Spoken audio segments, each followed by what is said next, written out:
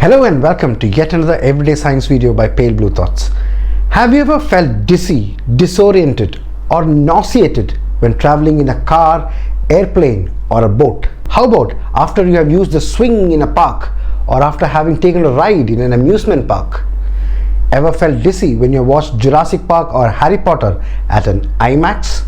So what causes this feeling of dizziness and the urge to vomit? Today we will look at why a lot of motion, like when in a car, airplane, boat or even an amusement park ride, can make you feel queasy, clammy and make you vomit. Stay till the end if you want to know more about the ways to prevent it so as to keep your travels or trip to the amusement park a pleasant one. And don't forget to share the video so that it can help others overcome this terrible feeling. And if you're here for the first time, please don't forget to subscribe if you like to hear scientific facts. Welcome to Pale Blue Thoughts, the channel which discusses science and debunks pseudoscience.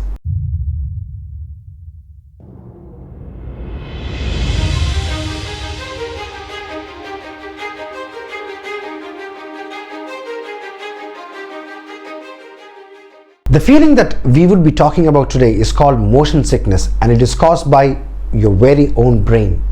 You get motion sickness when there are conflicts among your senses. Your brain receives signals from motion sensing parts of your body. When these parts send conflicting information, your brain doesn't know whether you are stationary or moving. Your brain's confused reaction makes you feel sick. Now what senses are involved here? First are your eyes, then comes your ears. What? Your ears?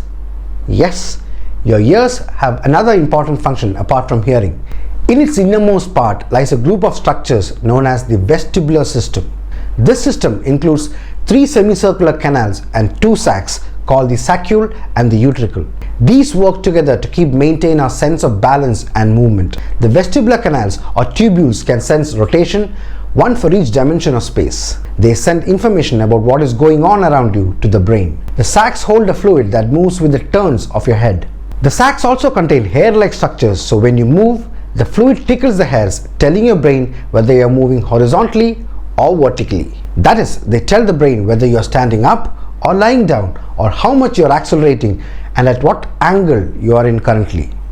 Pretty slick, isn't it? And you thought the ear was only there for you to hear gossips. Motion sickness is not always manifested as nausea and vomiting.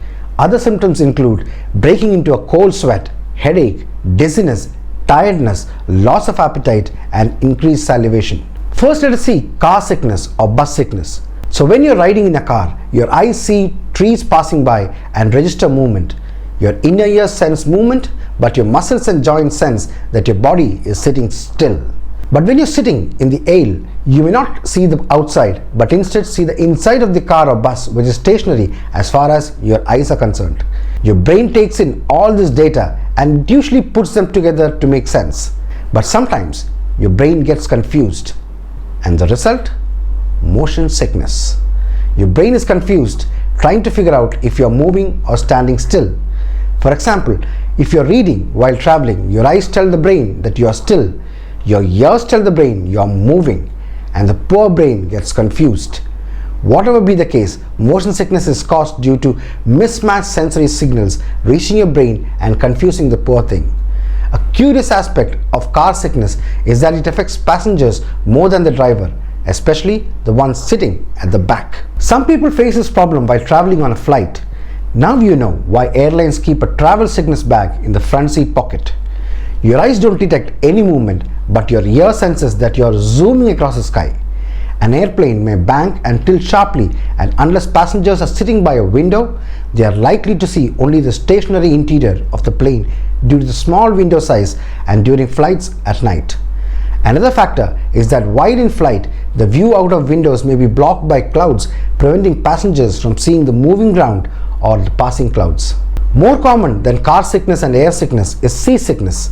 It is essentially the same as car sickness, but is typically brought on by the rocking motion of the craft. The greatest contributor to seasickness is the tendency for people being affected by the rolling or surging motions of the boat or ship, forcing them to seek refuge below the decks. For some, it can take a long time after disembarking to regain a sense of stability, especially if they have spent a significant amount of time in the sea. Your legs can go all wobbly, you may feel dizzy with a tendency to vomit, or you may continue to feel like you're still moving. Now there is something which you have all tried during your childhood, and you may try this to understand the science behind motion sickness. Spin round and then suddenly stop.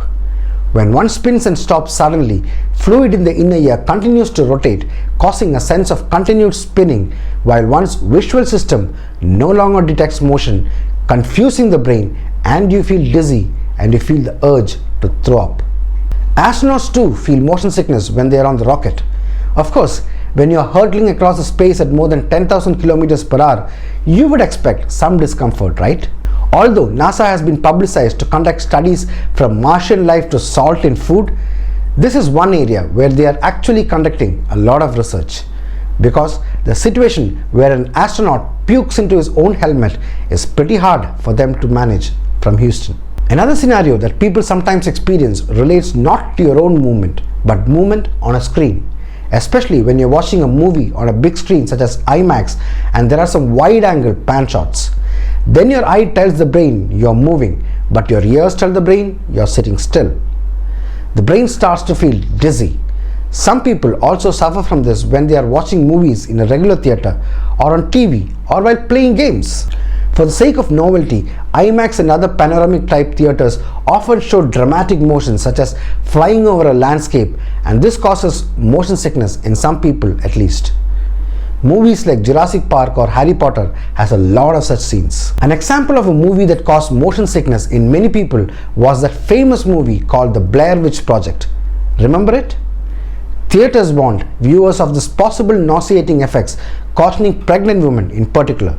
Blair Witch was filmed with a handheld camcorder which was subjected to considerably more movement than the average movie camera, and this caused motion sickness in many people. Home movies often filmed with a cell phone camera also tend to cause motion sickness in some people who view them. The person holding the mobile phone usually is unaware of this as the recording is being made, since the sense of motion seems to match the motion seen through the mobile screen. Those who view the film afterward only see the movement, which may be considerable, while they themselves are not moving. Using the zoom function seems to contribute to motion sickness as well, since zooming is not a normal function of the eye. Now, why does the brain cause you to throw up when it is confused? The answer to that is not easy, and it has been puzzling scientists for many years. There are a few hypotheses which have been put forward. The first one is because of the activation of certain neurotransmitters in your brain, which activates your brain's vomit center. Oh yes, your brain has its own vomit center. Imagine that. Scientists have come to this conclusion since certain medications that relieve motion sickness like antihistamines and serotonin act on neurotransmitters like histamine and serotonin. So they must be the ones causing you to have nausea. Interestingly, medicines that work on curing nausea caused by chemotherapy don't work for motion sickness, which means that the neural pathways that gets triggered are different for motion sickness. The next hypothesis is based on evolution. What else? Everything that we do has to have its root in evolution, right? Remember that motor cars and airplanes have been developed only in recent times. Before that, people lost their orientation probably because they had something intoxicating to drink or ingested a poisonous berry or fruit. Today, with advancements in neurology, we know some more details about our own brain.